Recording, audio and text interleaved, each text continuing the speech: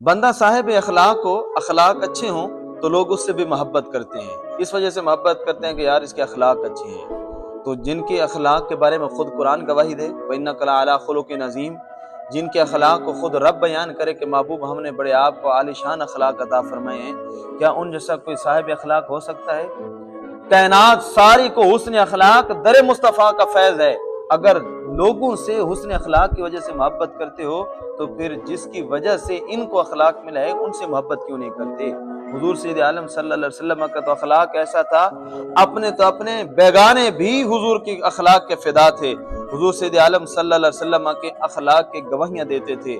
حضور سید عالم صلی اللہ علیہ وسلم کے پاس جو کوئی جاتا ایک دفعہ جاتا پھر وہ دل دے کے ہی واپس آتا۔ حضور کا اخلاق اتنا تھا، آقا کریم علیہ الصلوۃ والسلام مسکرا پڑتے تو دنیا کے سارے غم بھول جاتے تھے۔ حضور سر پہ ہاتھ رکھ دیتے تو دنیا کی سارے پریشانیاں ٹل جاتی تھی۔ مصطفیٰ کریم علیہ الصلوۃ والسلام یہ فرما دیتے کہ یار میں تیرے ساتھ ہوں، کائنات کا کوئی شخص بھی ہوتا کیسا بھی ہوتا اس کو سارے غم بھول جاتے تھے۔ یار اتنا صاحب اخلاق، جانی دشمن کفار مکہ گواہی دے رہے ہیں صادق اور امین کی۔